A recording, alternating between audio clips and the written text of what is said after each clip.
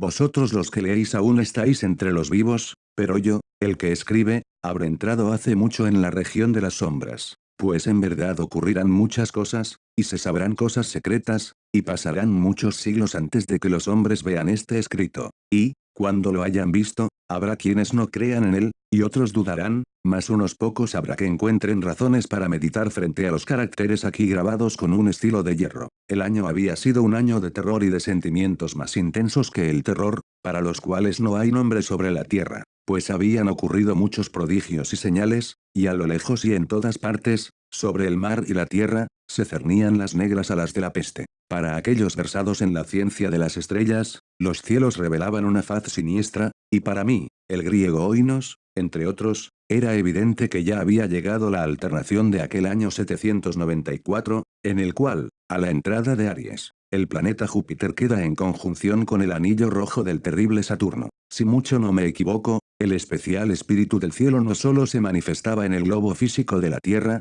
sino en las almas, en la imaginación y en las meditaciones de la humanidad. En una sombría ciudad llamada Ptolemais, en un noble palacio, nos hallábamos una noche 7 de nosotros frente a los frascos del rojo vino de Chios, y no había otra entrada a nuestra cámara que una alta puerta de bronce, y aquella puerta había sido fundida por el artesano Corinnos, y, por ser de raro mérito, se la aseguraba desde dentro. En el sombrío aposento, negras colgaduras alejaban de nuestra vista la luna, las cárdenas estrellas y las desiertas calles, pero el presagio y el recuerdo del mal no podían ser excluidos. Estábamos rodeados por cosas que no logro explicar distintamente, cosas materiales y espirituales, la pesadez de la atmósfera, un sentimiento de sofocación, de ansiedad, y sobre todo, ese terrible estado de la existencia que alcanzan los seres nerviosos cuando los sentidos están agudamente vivos y despiertos, mientras las facultades yacen amodorradas. Un peso muerto nos agobiaba, caía sobre los cuerpos, los muebles, los vasos en que bebíamos, todo lo que nos rodeaba cedía a la depresión y se hundía, todo menos las llamas de las 7 lámparas de hierro que iluminaban nuestra orgía, alzándose en altas y esbeltas líneas de luz, continuaban ardiendo, pálidas e inmóviles, y en el espejo que su brillo engendraba en la redonda mesa de ébano a la cual nos sentábamos, cada uno veía la palidez de su propio rostro y el inquieto resplandor en las abatidas miradas de sus compañeros, y, sin embargo, reíamos y nos alegrábamos a nuestro modo lleno de histeria, y cantábamos las canciones de Anacreonte llenas de locura, y bebíamos copiosamente, aunque el purpúreo vino nos recordaba la sangre, porque en aquella cámara había otro de nosotros en la persona del joven Zoilo, muerto y amortajado yacía tendido cuán largo era, genio y demonio de la escena. Ahí, no participaba de nuestro regocijo, pero su rostro, convulsionado por la plaga, y sus ojos, donde la muerte solo había apagado a medias el fuego de la pestilencia, parecían interesarse en nuestra alegría, como quizá los muertos se interesan en la alegría de los que van a morir. Mas aunque yo, Oinos, sentía que los ojos del muerto estaban fijos en mí, me obligaba a no percibir la amargura de su expresión, y mientras contemplaba fijamente las profundidades del espejo de ébano,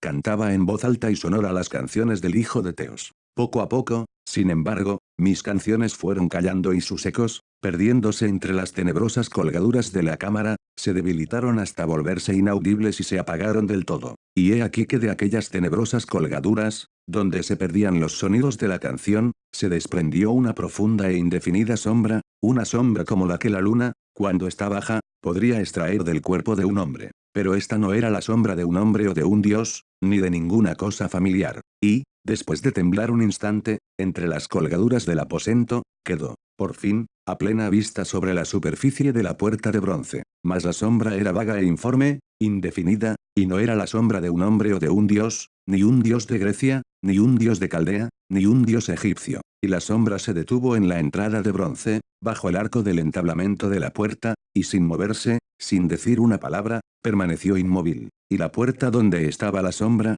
si recuerdo bien, se alzaba frente a los pies del joven Zoilo amortajado. Mas nosotros, los 7 allí congregados, al ver cómo la sombra avanzaba desde las colgaduras, no nos atrevimos a contemplarla de lleno, sino que bajamos los ojos y miramos fijamente las profundidades del espejo de ébano. Y al final yo, Oinos, hablando en voz muy baja, pregunté a la sombra cuál era su morada y su nombre. Y la sombra contestó, yo soy sombra, y mi morada está al lado de las catacumbas de Ptolemais, y cerca de las oscuras planicies de Cliseo. que bordean el impuro canal de Caronte, y entonces los 7 nos levantamos llenos de horror y permanecimos de pie temblando, estremecidos, pálidos, porque el tono de la voz de la sombra no era el tono de un solo ser, sino el de una multitud de seres, y, variando en sus cadencias de una sílaba a otra, penetraba oscuramente en nuestros oídos con los acentos familiares y harto recordados de mil y mil amigos muertos.